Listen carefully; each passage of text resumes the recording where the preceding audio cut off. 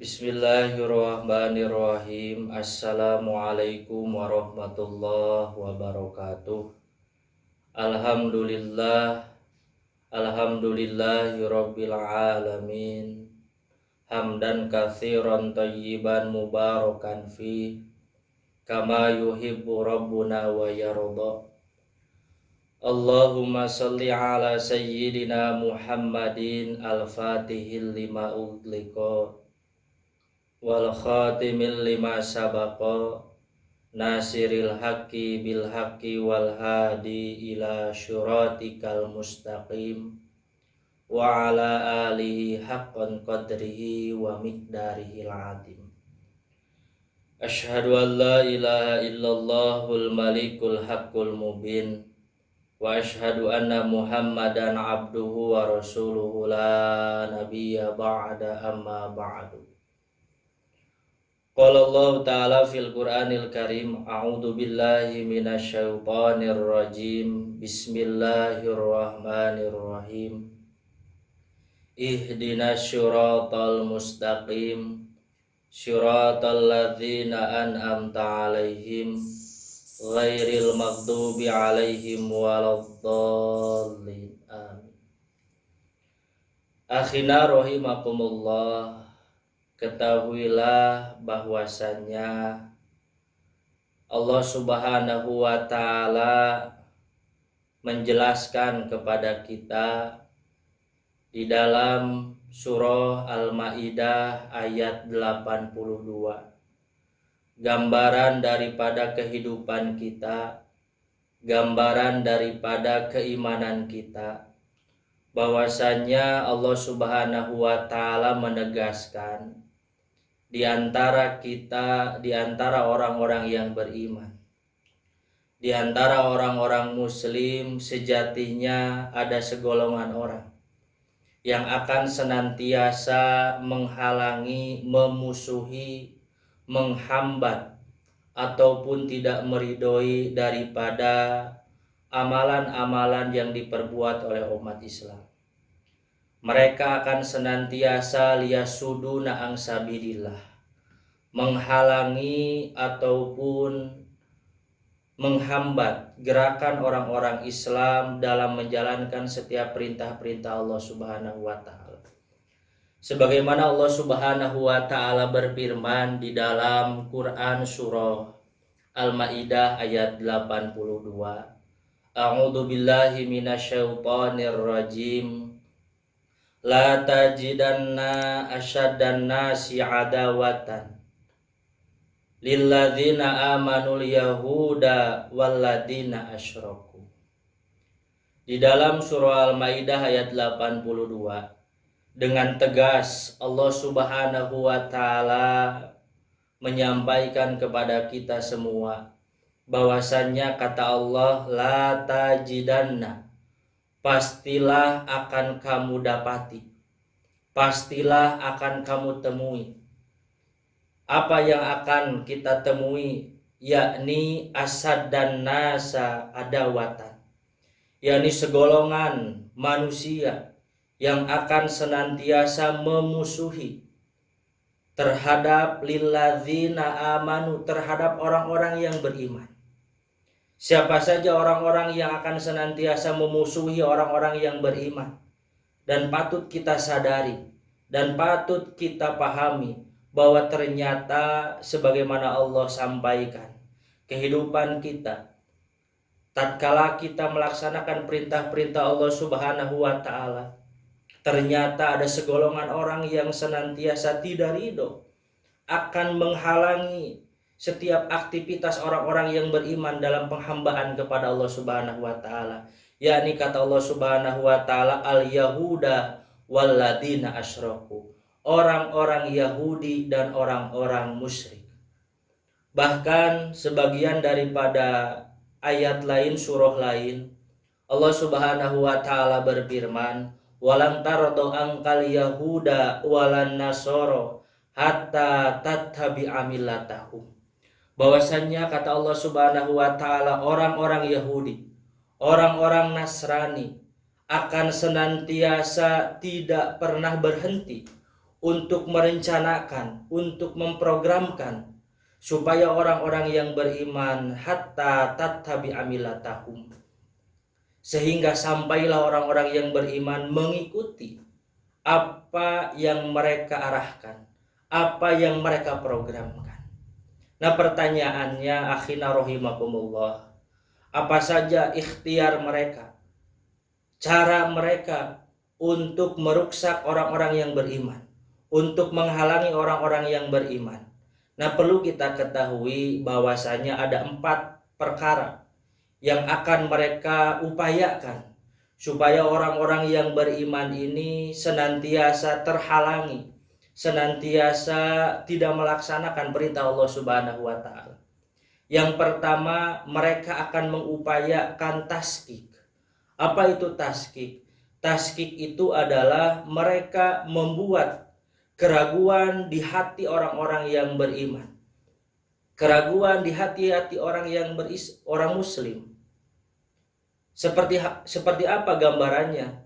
Yakni mereka dengan berbagai cara, dengan perkara yang orang Islam sukai, mereka akan menciptakan keraguan dengan narasi-narasi mereka, dengan program-program mereka.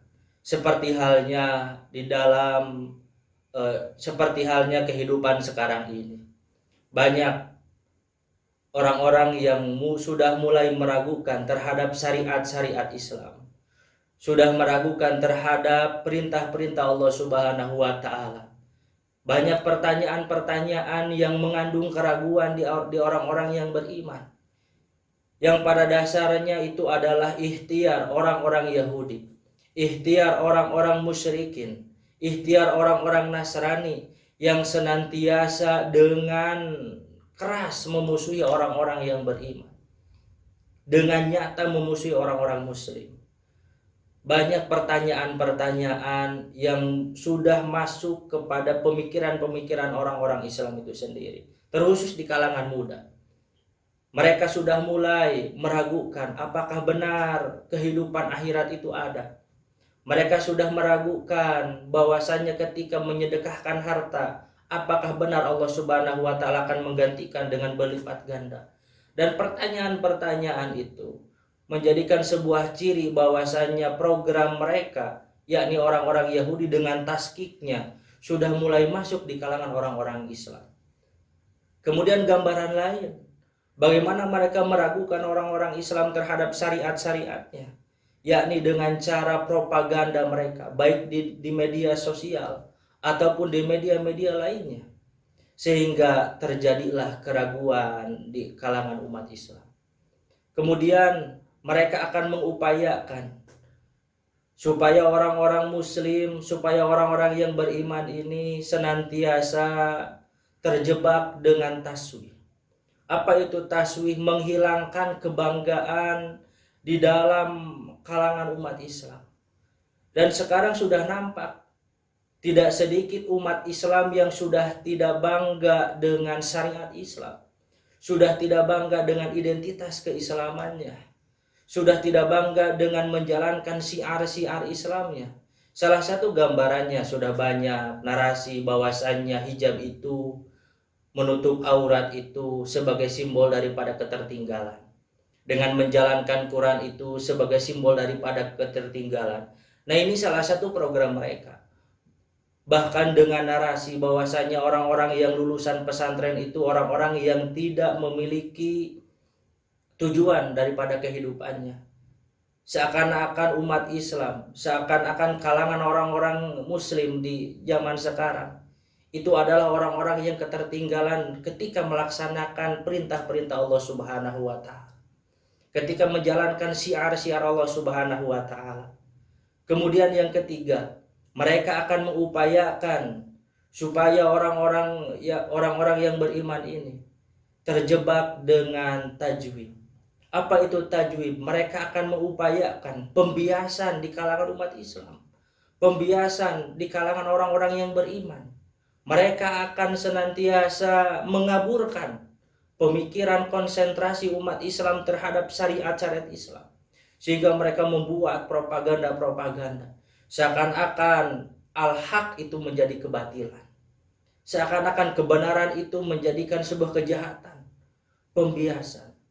Apalagi dengan identitas, dengan cap yang mereka berikan kepada umat Islam, dengan radikalnya, dengan ekstremisnya, dengan intolerannya, sehingga banyak umat Islam yang hari ini gagal paham memahami tentang syariat Islam, memahami tentang intoleran, memahami tentang radikal, memahami tentang ekstremis. Seakan-akan umat Islam yang menjalankan perintah Allah Subhanahu wa taala dengan menutup auratnya, dengan menjalankan syariat-syariatnya itu dianggap ekstremis, itu dianggap radikal, itu dianggap intoleran.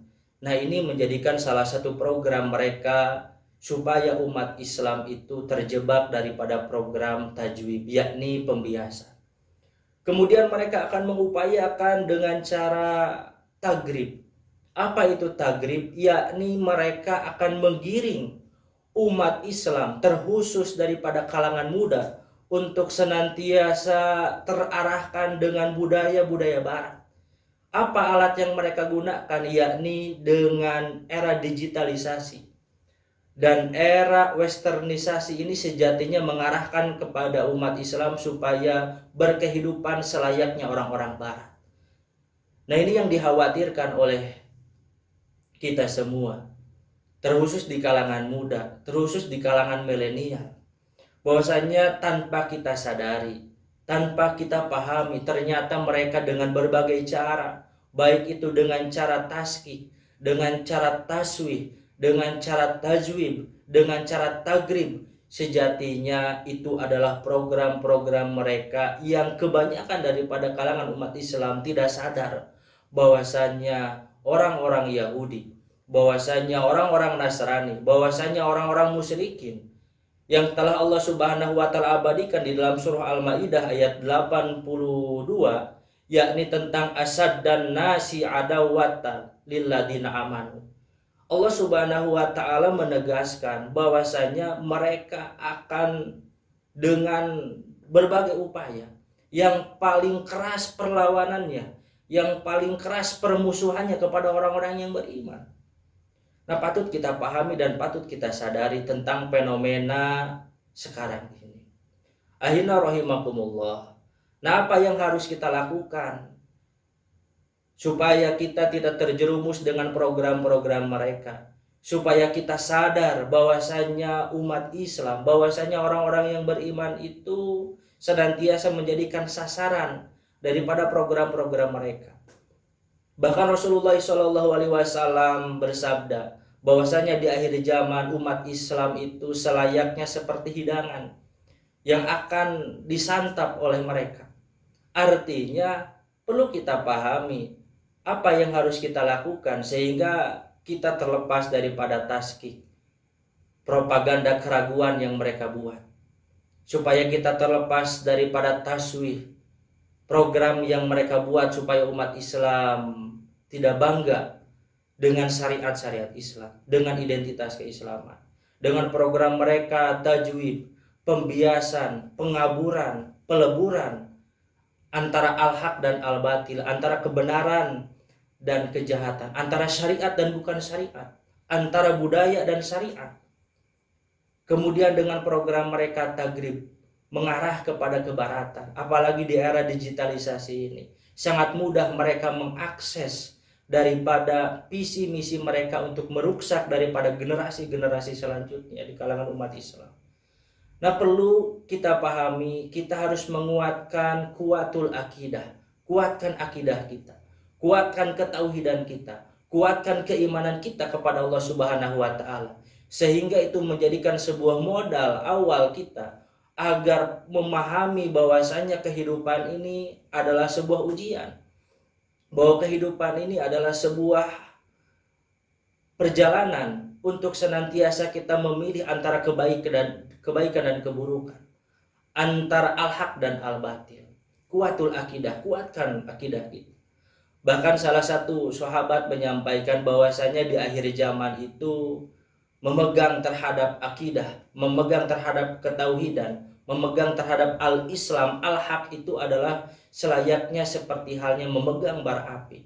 Nah, oleh karenanya kuatkanlah akidah kita, kuatkanlah ketauhidan kita kepada Allah. Kemudian kuatul fikriyah, kuatkan pemikiran kita, kuatkan akal kita, sehingga pemikiran kita terkonsentrasikan terhadap perintah-perintah Allah Subhanahu wa taala, terkonsentrasikan terhadap perkembangan Islam, terkonsentrasikan terhadap bagaimana kita supaya bisa membentuk diri kita menjadi syahsiyah thayyibah, menjadi usroh thayyibah. Lebih jauhnya kita mengharapkan menjadi baldatun thayyibah. Kemudian dengan kuatul ilmiah, dengan menguatkan keilmuan kita, dengan menguatkan pengetahuan kita. Nah, ini menjadikan sebuah solusi daripada supaya kita tidak terjebak dengan mereka, dengan program-program mereka. Kuatul akidah, kuatul fikriyah, dan kuatul ilmiah.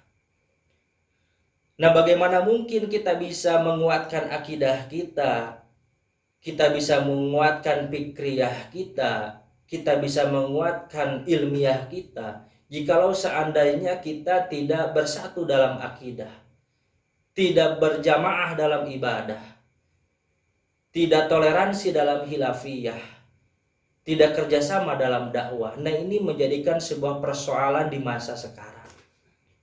Umat Islam sudah mulai mereka buat supaya terpecah belah. Nah, oleh karenanya supaya kuat akidah kita, supaya kuat fikriyah kita, supaya kuat ilmiah kita, maka awalilah dengan bersatu dalam akidah. Yakni wa'tasimu bihablillahi jami'aw wa la tafarraqu. Kita senantiasa mengutamakan kebersamaan dengan satu misi, tujuan yakni li'ila'i kalimatillah. Yakni tujuannya walitukabbiru ala mahadakum, untuk mengakbarkan Allah Subhanahu wa taala, untuk senantiasa taat kepada Allah Subhanahu wa taala, bersatu dalam akidah. Kemudian berjamaah dalam ibadah.